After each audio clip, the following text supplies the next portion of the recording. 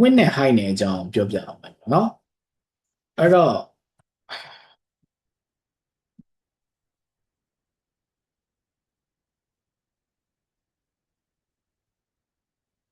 win နဲ့ high နော်အဲ့တော့ win နဲ့ high နဲ့ဆိုတာတော့ထွေထူးထူးလည်းမဟုတ်ဘူးပေါ့နော်ကျွန်တော်တို့ရှေ့မှာတော့သုံးခဲ့တယ်ဒါပေမဲ့ကျွန်တော်တို့နည်းနည်းသုံးတဲ့အရာလေးရှိသေးတယ်ပေါ့နော်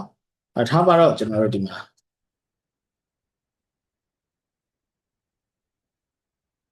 drop box ပေါ့နော်အဲ့တော့ဒီကောင်လေးကျွန်တော်တို့ win နဲ့ high sorry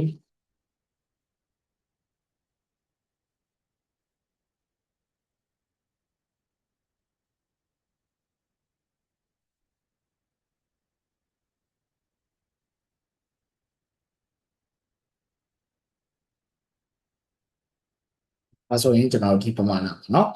အဲ့တော့ဒီမှာကျွန်တော်ကဘာသုံးလို့ရလဲဆိုတော့ဒီကကျွန်တော်တို့ဟို star နဲ့ margin 0 pattern 0မလောက်ထားလို့ဒီကောင်က auto ကန်နေတာเนาะအဲ့တော့ကျွန်တော်အဲ့ဒါလည်းမညီသေးဘူးထားပါတော့ကျွန်တော်တို့အရင်ဆုံးဘာလုပ်မလဲဆိုတော့ကျွန်တော်တို့ဒီမှာဒီဟာပေါ့နော် pixel ကျွန်တော်တို့သုံးလို့ရတယ် pixel သုံးလို့ရတယ်ပြီးရင် EM သုံးလို့ရတယ် REM သုံးလို့ရတယ်ဒါကျွန်တော်တို့သိပြီးသားပေါ့နော်ရှေ့မှာကျွန်တော်တို့ကဒီ10 REM ဆိုရင်ဒါသူ့ပမာဏပေါ့နော်ကျွန်တော်တို့ဝင်လိုက်မယ်ဒါတွေကကျွန်တော်တို့သိပြီးသားအဲ့တော့ 1EM 1IEM မှာ16 pixel ရှိတယ်เนาะအဲ့တော့ဒီမှာကျွန်တော်တို့10%သုံးကြည့်ပါ10%ဆိုဒီလောက်ပေါ့နော်ဒါတွေဘာတွေကွာသွားလဲဆိုတာကျွန်တော်တို့ကြည့်ကြည့်အောင်အဲ့တော့ဒီမှာ100 pixel ဆိုရင်သူကရေးလိုက်ဒီလောက်ပေါ့နော်ဒီလောက်ပုံမှာအဲ့တော့ inspect ထောက်ကြည့်ပေါ့နော် inspect ထောက်ပြီးဒီက icon လေးကိုတစ်ချက်နှိပ်ကြည့်ဒီဘက်သွားเนาะအဲ့တော့ဒီဘက်သွားဒီ icon လေးကိုတစ်ချက်နှိပ်လိုက်เนาะပြီးရင်ကျွန်တော် responses ဆိုတာကိုရွေးလိုက်မယ်ရွေးပြီးတော့ကျွန်တော်တို့ကဒီမှာကြီးလိုက်သေးလိုက်လုပ်ကြည့်ဘာဖြစ်လဲဆိုတော့ဘာမှမဖြစ်ဘူးเนาะဒီတိုင်းဒီတိုင်းပဲเนาะအဲ့တော့တကယ်လို့ကျွန်တော်တို့ကဒီမှာ900 pixel ဆိုရင်900 pixel ပမာဏပေါ့เนาะသူယူသွားတယ်ကြီးရင်လည်းကျွန်တော်တို့ကြီးသွားတယ်တွေ့လားသေးရင်သေးရင်လည်းဟိုဖြစ်သွားတယ်ပေါ့เนาะကြီးရင်ကြတော့သူ့ပမာဏ900ကိုပဲယူသွားတယ်ဒါကကျွန်တော်တို့ screen ပုံမှာမတည်ဘူးပေါ့เนาะကျွန်တော်တို့ရှိနေတဲ့ဟာရဲ့ဒီ10%ဆိုရင်တော့ထားပါတော့40%ဆိုရင်သူကဒီလောက်ယူတယ်ပေါ့ဒါဒီဘာဖြစ်သွားမလဲဆိုတော့ကျွန်တော်တို့သေးရင်လည်းသူက like သေးသွားတယ်ဘာကြောင့်လဲဆိုတော့မဟုတ်ဘူး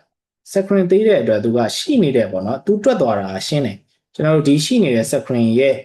ဘယ်လောက်ကိုယူသွားလဲဆိုတော့40ရာခိုင်နှုန်းပေါ့ကြီးတယ်ဆိုရင်လည်းသူကြီးတယ်လို့ကျွန်တော်လိုက်ပြီးတော့ယူနေပေါ့နော်သေးရင်လည်းသေးတယ်လို့သူကလက်ပေါ့နော်ဒီလိုပုံစံမျိုးနဲ့ပြောတာဒါကကျွန်တော်တို့ percent နဲ့ရင်အဆင်ပြေတယ်ပေါ့နော်တကယ်လို့ဒါကျွန်တော်တို့က100% ဆိုရင်ဒါရှိနေတဲ့ screen အပြည့်ယူတယ်ဒီကောင်တွေကဘေးတွေကလွတ်နေတယ်ဆိုတာကျွန်တော်တို့ဟိုကမထားထားဘူးเนาะကျွန်တော်ရှေ့မှာပြောဖို့လို့margin 0အမြဲတမ်းထည့်ရေးနေတာเนาะ padding 0ဒါမျိုးထားမှသာသူကဟိုလုံးဝအပြည့်ကတ်သွားတာပေါ့เนาะအဲ့တော့အပိုလို့မရှိတော့ဘူးဒါဆို 100% ဖြစ်တဲ့အတွက်ဟိုပါပေါ့เนาะဒါကအပြည့်ယူသွားတယ်အဲ့တော့ဒီနေရာမှာကျွန်တော်တို့ကဘာသုံးလို့ရလဲဆိုတော့ auto ဆိုတဲ့စလုံးကလည်းသုံးလို့ရတယ် auto သုံးရင်လည်းသူက100% ယူသွားတယ်ပေါ့เนาะအဲ့တော့ကျွန်တော်တို့ဒီစကလုံးနှစ်ခုကိုကျွန်တော်တို့ကကွဲနေဖို့လိုတယ်ကျွန်တော်တို့ခေါင်းထဲမှာကြာကျွန်တော်တို့ကမှတ်ထားမှာကဒီမှာသုံးလို့ရတာ percent ရှိတယ်ပေါ့ဒါဆိုရင်ဟုတ်ပြီသူကထားပါတော့ကျွန်တော်တို့100% နဲ့ equal auto နဲ့တူလားပေါ့နော်ဒါကိုကျွန်တော်တို့꿰ဖို့လိုတယ်အဲ့တော့တကယ်တော့100% နဲ့ auto နဲ့လည်းဘယ်လိုပြောရမလဲတူတဲ့အခြေအနေလည်းရှိတယ်မတူတဲ့အခြေအနေလည်းရှိတယ်ပေါ့နော်အဲ့တော့ဒါလေးကိုကျွန်တော်တို့တစ်ချက်လောက်ပြောကြည့်အောင်အဲ့တော့ဒါဆိုရင်ကျွန်တော်တို့100% ဆိုတဲ့ဟာကဘာပုံမူတည်တာလဲဆိုတော့ဒီနှစ်ခုစလုံးပေါ့နော်ဘာပုံမူတည်တာလဲဆိုတော့သူတို့နှစ်ယောက်က parent ပုံမှာပေါ့မူတည်တာနော် parent ဒါ parent ဆိုတာကျွန်တော်တို့ဒီစကလုံးကပြီးသားပေါ့နော် parent ဆိုတော့သူ့အပေါ်အုပ်ထားတဲ့ကောင်ခေါ်တာအဲ့တော့ဒီ box က parent ကိုပြောပါဆိုဘယ်ကောင်လဲဆိုတော့ body ဖြစ်တဲ့အတွက်သူက100% auto ရေးတာဒီပါလဲဆိုတော့ parent ရှိနေတဲ့ width ကိုယူတည်တာဖြစ်တဲ့အတွက် body ရဲ့ width ဒီဒါကျွန်တော်တို့မြင်နေရတဲ့ screen တစ်ခုလုံးဖြစ်နေတာဖြစ်တဲ့အတွက်ဒီကောင်ကသူအပြည့်အဝနေရာယူသွားတာပေါ့နော်ဒီလိုပုံစံမျိုးတကယ်လို့ကျွန်တော်တို့ကအခုချိန်မှာဒါဒီကောင်ကိုကျွန်တော်တို့က container တစ်ခုနဲ့ကျွန်တော်တို့ထည့်လိုက်ဆိုတော့ဒါလေးတက်ထည့်လိုက်ဒါဆိုရင်လည်းသူက container ကြီးအပြည့်ယူနေဦးမှာပဲ။ဘာကြောင့်လဲဆိုတော့ဒီကောင်ဒီ block level element ဖြစ်တဲ့အတွက်သူဒီရှိနေတဲ့ screen နေရာအပြည့်ယူတယ်။အဲ့တော့နားလည်ထားမှာကဒီကျွန်တော်တို့ဒီကောင်ကိုပိတ်လိုက်မယ်။နော်ဒီကောင်ပိတ်လိုက်မယ်။သူ container ကိုကျွန်တော်တို့ကပွားထားကြည့်။ဘာလုပ်မလဲဆိုတော့သူ့ကို background ကလာထားကြည့်ပါ။ဘယ်လောက်ရှိလဲ။ဒီမှာကြည့်တွေ့လား။ container ဒီလည်းဘယ်လောက်ရှိနေလဲဆိုတော့အပြည့်နေရာယူနေတယ်အပြည့်နေရာယူနေတာဖြစ်တဲ့အတွက်အထက်ကချိုင်းဖြစ်တဲ့ကောင်က auto ပဲဖြစ်ဖြစ် ကျွန်တော်တို့100%ပဲဖြည်းဖြည်းပေးခဲ့တယ်ဆိုရင် container ကြီးရဲ့ရှိရဲ့ width ကိုအပြည့်အဝယူသွားတယ်ပေါ့နော်အဲ့အတွက်သူကအနီဆိုရင်အနီတစ်ခုလုံးဖြစ်သွားတယ်ဘာကြောင့်လဲဆိုတော့ container ကြီးရဲ့အရာကိုယူသွားလို့ပေါ့နော်တကယ်လို့များကျွန်တော်တို့ကဒီ container ကြီးကကျွန်တော်တို့ width ကိုကျွန်တော်တို့ထားပါတော့900 pixel ပဲရှိနေဆိုရင်ဘာဖြစ်မလဲဆိုတော့အဲ့ဒီ900ကိုပဲယူမယ်ဘာကြောင့်လဲဆိုတော့ဒီမှာ auto ရေးထားတယ်နော်တကယ်လို့ဒီမှာ100%ရေးခဲ့တယ်ဆိုရင်လည်းသူဒီ900ကိုပဲယူနားလည်ထားမှာဘာလဲဆိုတော့ဒီကျွန်တော်တို့ auto တို့100%တို့က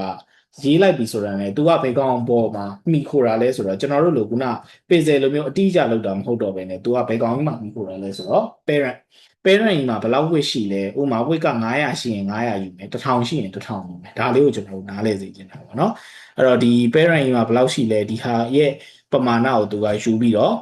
အလုပ်လုပ်ပါပေါ့နော်ဒါမျိုးအဲ့တော့ဒါမျိုးပေါ့နော်အဲ့တော့ဒီမှာနည်းနည်းလေးနောက်ထပ်တစ်ခုထပ်ပြီးလုပ်ကြည့်အောင်အဲ့တော့ parent ကြီးကိုကျွန်တော်နည်းနည်း width နဲ့ height နဲ့နည်းနည်းလေးပေးကြည့်အောင် width ကheight ကိုကျွန်တော်900 pixel လောက်ပေးလိုက်မယ်အဲဆိုရင် parent ရှိနေတာဒီလောက်ပေါ့နော် parent ကအောက်ကအောက်ပါဒီကောင်ကသူက100ပဲယူထားတာဖြစ်တဲ့အတွက်ဒီလောက်ပေါ့နော်တကယ်လို့ကျွန်တော်တို့ကဒီကောင်ကနေ margin left နဲ့200 pixel ကျွန်တော်ကန်ကြည့်အောင်ဖြစ်လားဘာမှမဖြစ်ဘူးတိုးသွားတယ်เนาะဒါပေမဲ့ဘာဖြစ်သွားလဲ parent ကိုမကြောသွားဘူးတကယ်လို့ဒါကျွန်တော်တို့ကဒီနေရာမှာ auto မသုံးမဲနဲ့100% သုံးခဲ့တယ်ဆိုဘာဖြစ်လဲဆိုတော့ parent ကိုကြော်ထွက်သွားတယ်အဲ့တော့ကျွန်တော်တို့ဘာကွာလဲဆိုတော့ခုနပြောသလို100% နဲ့ auto နဲ့ကတော့ပုံမှန်အလုပ်လုပ်တာတော့အတူတူပဲဒီ parent ရဲ့ပမာဏပေါ်မူတည်ပြီးတော့လုပ်နေတာ parent ကဘယ်လောက်ရှိလဲဆိုတော့ width က900ရှိတယ် height က900ရှိတယ်ကျွန်တော်တို့ chain ဖြစ်တဲ့ဒီ box ကကြတော့ width ကကြတော့100% ဆိုတာဖြစ်တဲ့အတွက် parent ရဲ့ width ကိုအပြည့်အဝနေရာယူနေတယ်height ကကြတော့100ပဲဖြစ်တဲ့အတွက် parent ကြီးက900ဆိုတော့400စာလွတ်နေပေါ့နော်အဲ့တော့အခုဘာလုပ်လဲဆိုတော့အခု margin left ဆိုတာဖြစ်တဲ့အတွက်ဘယ်ဘက်ကိုပိတ်ပြီးတွန်းတော့မှာပေါ့နော်ကျွန်တော် margin ဆိုတာကဘေးကကန်တာเนาะ padding ကအတွင်းကန်တယ် margin ကအပြင်ကန်တာဒါဆိုရင်အပြင်ကလေleft ကန်တယ်200 pixel လောက်ကန်တာဖြစ်တဲ့အတွက်အခုတကယ်လို့ဒါကျွန်တော်တို့ width ကို100% သုံးထားတယ်ဆိုရင်ကျွန်တော်တို့ဖြစ်သွားတဲ့ပုံစံကဘာလဲဆိုတော့ဒီကောင်ဒီကျွန်တော်တို့ကဘာလဲဒီကောင်ဒီခုန parent ရေရှိရဲ့900 widthဒါပေမဲ့ဘာကိုကြောသွားလဲဆိုတော့ parent ကြီးကိုကြော်ပြီးတော့သူကအပြင်ထွက်တယ်ပေါ့နော်ဒီလိုပုံစံမျိုးမှာရှိတယ်တကယ်လို့ဒါကျွန်တော်တို့ကအဲ့လိုမျိုးပေါ့နော်parent ကြီးကိုမကြော်ခြင်းဘူး parent ကြီးရှိတဲ့နေရာအတိုင်းကိုပဲအတိအကျသွားခြင်းလဲဆိုရင်ဒီနေရာမှာ100% မသုံးနိုင်နဲ့ auto သုံးနိုင်သူက900ထက်ညော့သွားတယ်ပေါ့နော်900တွန်းလိုက်တာဖြစ်တဲ့အတွက်ဘေးမှာ200စာလောက်လွတ်သွားတာဖြစ်တဲ့အတွက်ကျွန်တော်တို့ box ကweight က300ပဲရှိတော့တယ်ပေါ့နော်ဒီပမာဏအနီရောင်လေးက300ပဲရှိတော့တယ်အဲ့တော့ဒီသဘောမျိုးအဲ့တော့ပြောချင်တာကဘာလဲဆိုတော့ဘာကွာလဲဆိုတော့ခုနပြောလို့ပေါ့နော်အဲ့လိုမျိုး parent နဲ့ဥဒ္ဒါတွေပါတယ်ရှိတယ်ဆိုရင်တော့အဲ့လိုမျိုးဟိုတွန်းတီတွန်းလုပ်တယ်ဆိုရင်ကျွန်တော်တို့100% ရေးထားတယ်ဆိုရင် parent ကိုကြော်ထွက်သွားတယ်ပေါ့နော်တကယ်လို့ကိုက auto သုံးတယ်ဆိုရင် parent ကိုမကြော်ဘူးဒါလည်းကျွန်တော်တို့ feature တစ်မျိုးပဲပေါ့နော်တကယ်လို့ကျွန်တော်တို့ကရေးချင်တဲ့အခါမှာအဲ့လိုမျိုးကြော်နေတဲ့ပုံစံမျိုးတွေရေးချင်တယ်ဆိုရင်ဒီလိုမျိုးသုံးလို့ရတယ်ပေါ့နော်တကယ်လို့ကိုကအဲ့လိုမျိုးမကြော်ဘူးဒီဘောင်သတ်မှတ်ထားတဲ့ဟာအတွင်းမှာပဲလုပ်စေချင်တယ်ဆိုရင်တော့ auto သုံးပေါ့နော်အဲ့တော့ကျွန်တော်တို့အချုပ်ပြန်ပြောမယ်ဆိုရင်တော့ pixel နဲ့ EM နဲ့ REM တွေကဘာပုံတည်တာပုံမှန်တမျိုးကြအတိအကျပေးတယ်ပေါ့နော် percent ကဘာပုံတည်တာလဲဆိုတော့ parent ပုံတည်တာအဲ့တော့ parent ရှိတဲ့လောက်ကိုသူကယူသွားမှာเนาะအဲ့တော့ parent ရ100ရှိရင်100ယူမယ် parent screen အပြည့်ရှိရင် screen အပြည့်ယူမယ်ဒီမှာကျွန်တော်တို့က100% နဲ့ auto နဲ့ပေးလိုက်လို့ရှိရင်ပုံမှန်တမျိုးကြတော့စင်တူရိုးမလို့ထင်ရတယ်ပေါ့နော် parent ပမာဏကိုအပြည့်အဝယူတာနှစ်ကောင်လုံးယူတယ်ပေါ့100လည်းအပြည့်အဝယူတယ် auto ဒီလည်းအပြည့်အဝယူတယ်ဘာကွာလဲဆိုတော့တကယ်လို့အဲ့လိုမျိုးအပြည့်အဝယူနေတဲ့အချိန်မှာ margin တွေ padding တွေလောက်ခဲ့တယ်ဆိုရင်100% ဆိုရင်ဘာဖြစ်လဲဆိုတော့ parent ကိုကြော်ထွက်သွားတယ် auto ထားတဲ့ကောင်ဒီ auto ညှိသွားမှာဖြစ်တဲ့အတွက်သူဒီမကြော်ဘူးပေါ့နော်အဲ့တော့ဘာကွာလဲဆိုတော့ကြော်တာနဲ့မကြော်တာကွာတယ်ပေါ့ကျန်တာကတော့အကုန်တူတူပဲเนาะအဲ့တော့ဒီအကြောင်းလေးကိုပြောချင်တာပေါ့နော်ဒါက width เนาะအဲ့တော့ဒီမှာဒါရှိမယ်ကျွန်တော်တို့ height ကကြတော့ကျွန်တော်တို့ထွေးထူးထူးတော့အရင်မရှိဘူး height မှာကသုံးတာပါလဲဆိုတော့ကျွန်တော်တို့ဘယ်လိုပြောရမလဲ height မှာကထပ်တူတာကဘာပဲရှိလဲဆိုတော့ထားပါတော့ကျွန်တော်ဘယ်လိုရေးရင်ကောင်းမလဲဆိုတော့ဒါကိုကျွန်တော် comment ပေးလိုက်မယ်နော် comment ပေးလိုက်အသက်ပြင်ရေးမယ် PIV ဒီကနေ့မှာ span ဒီကနေ့လေးတစ်ခုပေါ့နော် DMB လေးတစ်ခုပဲကျွန်တော်ရေးလိုက်မယ်ဒါဆိုရင်ကျွန်တော်တို့ဒါက high box လေးတစ်ခုရေးပြနော်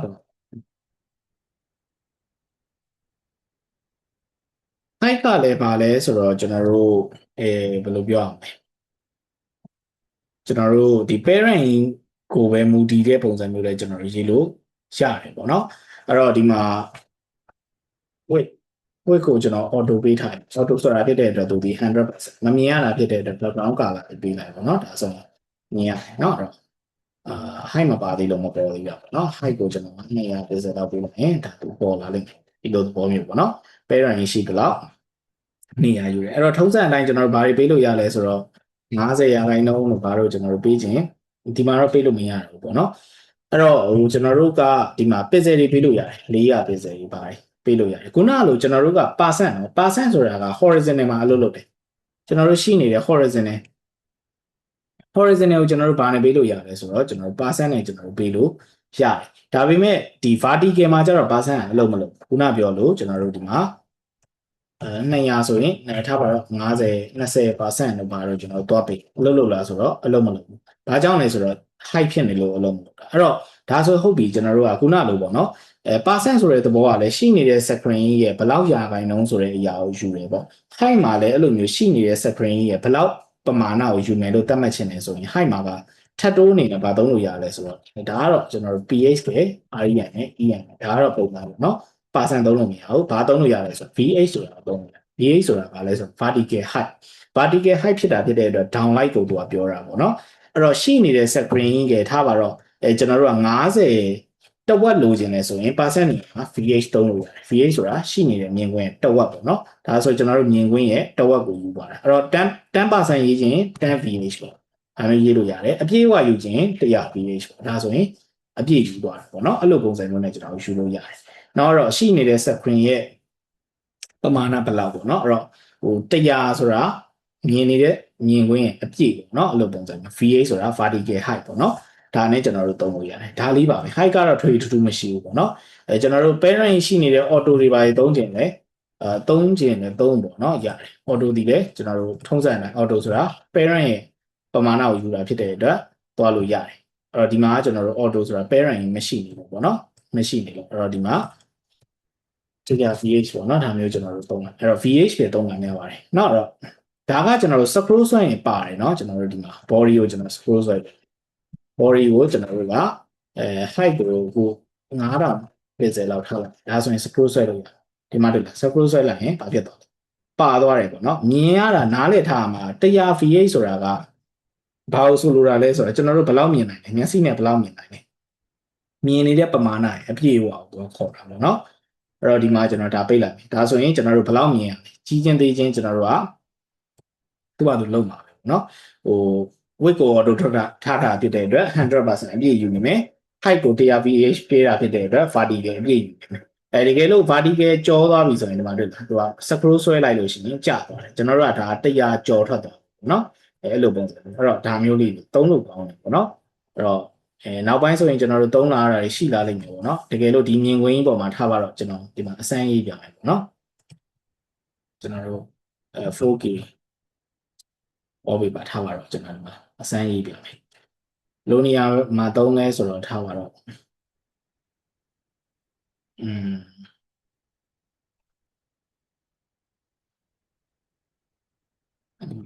iPhone ပုံပေါ့เนาะ sorry ကျွန်တော်ဒီကျွန်တော်ထားလို့ကျွန်တော်မဟုတ်ဘူးဆိုတော့တခုပေါ့เนาะ something ပါတော့တခုပေါ့เนาะဒါဝင်လို့ဒီပုံနဲ့ copy image address ယူလိုက်ပြီပေါ့เนาะ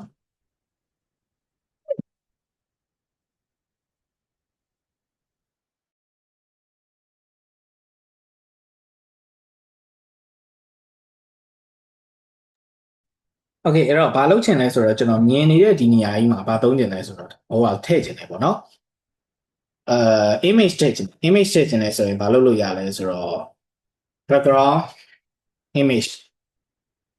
URL ဆိုပြီးဘာသုံးလို့ရလဲဆိုတော့အဲ့ဒီကောင်ခုနကတော့ပုံလေးထည့်လိုက်လို့ရတယ်ပေါ့เนาะဒါဆိုရင်ကျွန်တော်တို့ကဘာဖြစ်သွားပြီလဲဆိုတော့ မြင်နေတဲ့မြင်ကွင်း scroll ဆွဲလိုက်ရင်ဒါဘာဖြစ်သွားလဲဆိုတော့ပျောက်သွားတယ်ပေါ့နော်ပျောက်သွားတယ်ဒါပေမဲ့အထက်ထပ်တွေဖြစ်နေတော့ကျွန်တော်ဒါကိုပြန်ပိတ်လိုက်နော်အဲ့တော့ခုနလိုပေါ့တကယ်လို့သာကျွန်တော်ကဒီမှာ100 VH မပြီးပဲနဲ့50 VH သုံးလိုက်မယ်ဆိုရင်သူကတဝက်ဖြစ်သွားတာပေါ့နော်ကျွန်တော်တို့ကမြင်ကွင်းကိုအပြည့်ဝသွားချင်တာဖြစ်တဲ့အတွက်100 VH အပြည့်ဝလုပ်လိုက်တယ်ပေါ့နော်အဲ့လိုပုံစံမျိုးလေးသုံးလို့ရတယ်ဥပမာ background position center သုံးလိုက်ပေါ့နော် background position center background repeat no repeat background size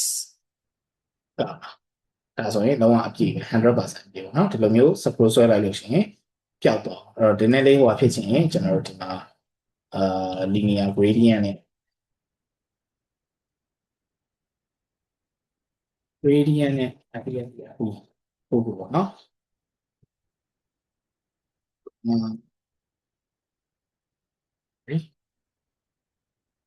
အမေကို measure အားမျိုးပေါ့နော်အဲ့တော့ဒီလိုမျိုးမျိုးလေးအဲ့လို cover image တွေပါထားခြင်းလဲဆိုထားလို့ရတယ်နော်ဒီလို scroll ဆွဲလိုက်လို့ရှိရင်ကြောက်ဒီမှာစာရေးပေါ့နော်ဟိုမှာစာရေးလို့ရတာပါဒ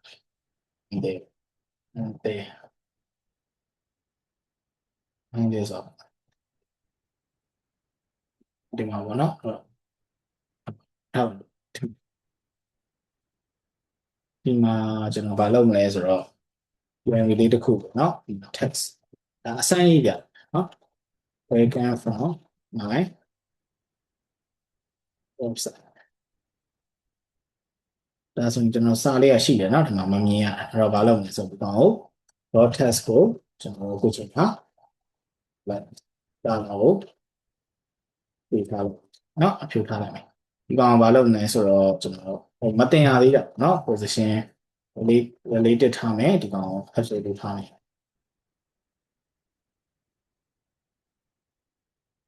ကျွန်တော်တော့ကဟုတ်တယ် position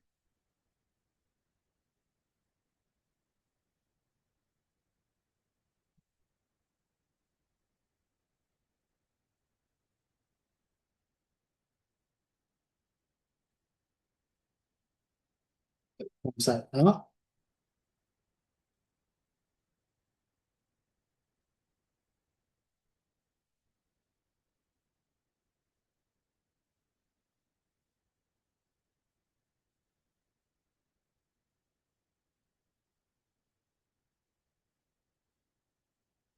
အဲ့လိုမျိုးပေါ့နော်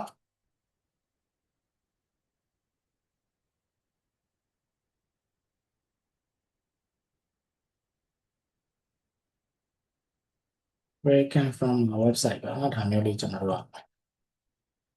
ဒီမှာတော့အဲ့လိုမျိုးပေါ့ဒီကျွန်တော်တို့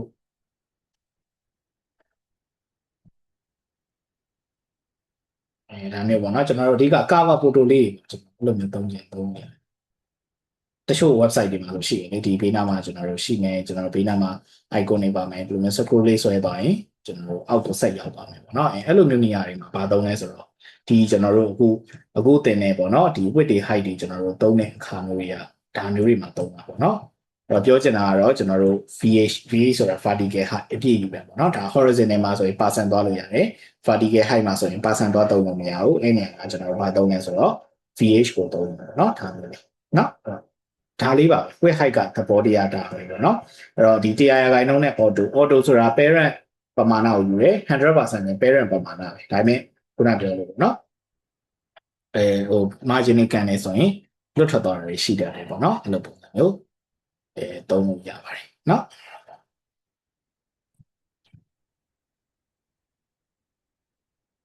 okay အဲ့တော့ဒါလေးတစ်ချက်လောက် try ကြည့်ပါ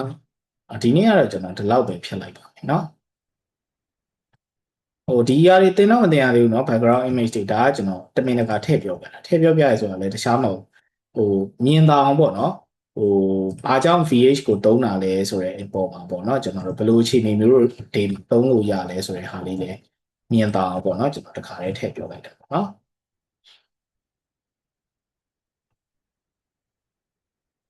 ဟုတ်ကဲ့ပါ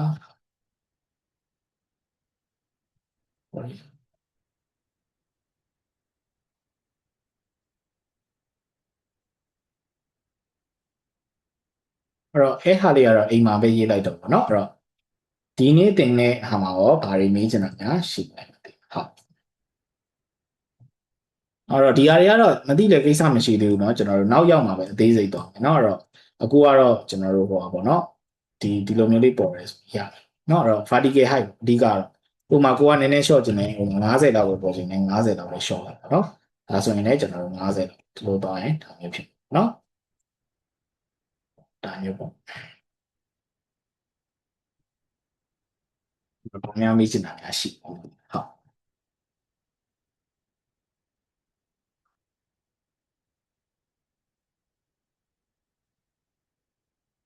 ဒီမှာမေးလို့ရတယ်ဒါလေး copy ကို copy image address ဒီနေရာ gradient အုပ်ထားတာဆိုတော့ဒီကောင်မဲတော့လေနော်ဒါပဲနော်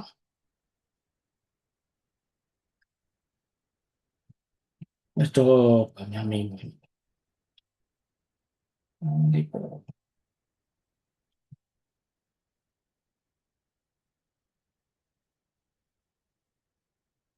အဲ့တော့မေးစရာမရှိတော့ဘူးဆိုရင်တော့ဒီနေ့ဒီလောက်ပါပဲအဲ့တော့